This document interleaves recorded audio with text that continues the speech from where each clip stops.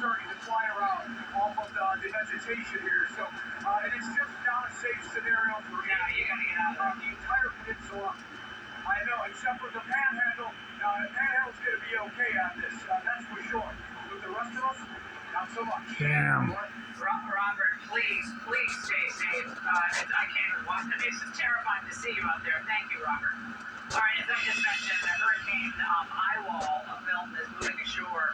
Now in St. Petersburg and in Tampa, the winds are up to 110 miles an hour, and they're expected to do massive damage. Joining me now from Orlando, Damn. Published to America's Newsroom. Bill, just because you're inland doesn't mean these cities are immune. Now, we've seen reports of tornadoes, as Robert just said, across the state, something we're not used to hearing about in these situations. Yeah, hey Laura, good evening to you. We are in Orlando. We're kind of sandwiched in between this storm at the moment. There are more than 100 tornado warnings throughout Florida today. Warnings, not watches, warnings. That means a tornado has formed or has been spotted or is on the ground. And one afternoon that happened here. Laura, you can go to 120 miles to the southeast of here, down to around Fort Pierce area. A tornado was on the ground earlier today. Pictures of destruction right now, they're out there. You can go 120 miles to the southwest of here. There's storm surge in Fort Myers that's already going into the area around Fort Myers, an area called Punta Gorda, which is where a devastating hurricane hit some 2 decades ago. Here in Orlando, if you think about what we're going through at the moment, we've got a little break in the storm. We've had band after band of rain throughout the day, but we seem to be getting a bit of a break at the moment where we will be getting the largest impact in the early morning hours and for most of the day on Thursday, okay? So I talked about the southeast and the southwest, and you mentioned just how large and how dangerous and how much damage this storm can occur here. Yeah, sometimes it's really east of here, you hit Daytona Beach.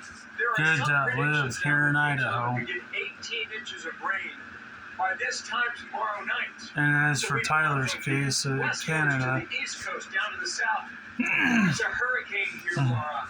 I think it was 2017, Hurricane Irma. Irma came up the west side of Florida. It impacted 67 counties in Florida. All 67 counties were impacted by the hurricane. Sorry, my voice is a little shot, so yeah. It's not Corona or COVID. That just gives you a sense about how large this will be. The Florida Division of Emergency Management sent out a tweet on X a short time ago. Here it is. Milton is approaching landfall along the west central Florida coast. All right, so they said, treat this as if it is a tornado. And the warning went out for Tampa, St. Petersburg, and Clearwater. Well, there's 3.2 million people who call that area home. And so many of them have left. Good thing I lived in Idaho. Because of Helene 13 days ago. We are in a hotel here in Orlando. It's not that I don't have a heart with these guys or for these guys. Came from Tampa. They came from St. Pete. It's just to up here into Orlando to take cover, but listen, it's going to be. Why do you live in Florida and everywhere else on the East Coast? So, I mean, come on, really? Why don't you guys live in Idaho? Leave it to the Cubans and get the hell out of there. As Milton makes its way, Laura, here in Florida tonight. All right, Bill, thank you very much. With kind of a reckless and irresponsible and relentless promotion of disinformation and outright lies of what's going on. It's undermining confidence in the people of Florida. Yeah, whatever. Spreading misinformation. I don't know. I simply don't know. You can speculate, but I just find it. I've not used the phrase more than I've used it ever in my whole career. Un-American. It's un-American. It's not who the hell we are. What are they talking about? Yeah, you're a fucking joke, Biden. Now, this is so predictable. So, Floridians are focused on survival, not politics. But Democrats and their media lackeys were busy with another type of disaster relief today, a rescue operation for Kamala's campaign. As they have so many times Whatever. They're trying to deflect and even silence their political opponents. And Kamala seems like she's desperately trying to turn the page from her underwhelming media tour. Yeah, she sucks. Disinfo bandwagon. Are we concerned about any misinformation or disinformation regarding evacuations that we need to clear up at this point? There's been a lot of misinformation out there, Madam Vice President, that's for sure. Because you suck. What is all of this misinformation they're so worried about? Former President Trump has led this onslaught of lies. Assertions that have been made Yeah, I doubt it. being confiscated. It's simply not true. Oh, wait. Where did Biden find people saying that property is being confiscated? Well, after some digging, we found the White House sourced a single Twitter account with fewer than 5,000 followers for that bit of misinformation. So if anyone is amplifying disinformation from fringe sources, it's the Democrats themselves and Biden.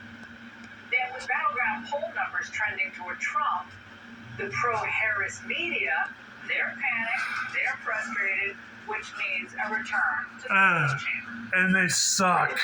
A significant amount of misinformation being spread. They are keenly aware of the misinformation that is currently circulating on all corners of the internet. It's something that is obviously so concerning to the administration, and we're really seeing the effects of it. They suck. And again, what are they basing this on? One of the things that has struck me about Hurricane Milton, the way that I've heard people discussing this storm and the sort of distrust about what this storm actually is. I spoke to an elderly woman who told me that she believed that this hurricane was geoengineered. Okay, so now one random woman that he ran into makes a CNN disinformation narrative? Now, the truth is, FEMA is also doing its own damage control because it hurt its own credibility. Now, last night on the end, we exposed the agency-wide prioritization of diversity, equity, and inclusion. And Fox, of course, has already documented their slow-footed response to Hurricane Helene. We just feel like we're being forgotten. We haven't received any response from FEMA. We're not getting the amount of support that we need. We haven't seen FEMA. We haven't seen Red Cross. We haven't seen Hearts with Hands. We've seen no agencies stepping in here. There's so much more that could be done, and giving us $750 if you can even apply for it is ridiculous. $750 isn't going to do anything, even if you do get approved. But FEMA wants you to feel sorry for them. The environment's been very tough the last couple of weeks with all of the misinformation that we've been seeing. It's difficult to operate when we don't have trust and trust in those institutions that are built in there to protect people. And so we need to continue to push forward and get that accurate information out there. That's what we've been doing. That was hard for them. Well, the truth I wouldn't is, trust the Harris FEMA. administration did not get its act together until public outrage grew and Americans realized how FEMA was actually spending our money. And yes, it's our money. And also, once we discovered it was obvious that the feds hadn't pre-deployed enough resources despite knowing how bad the hurricane was actually going to be. But now, Harris and Biden are trying to spin their failures as misinformation. No. But again, other than a few fringe theories out there are certain facts that are beyond dispute. First, FEMA didn't neglect residents in areas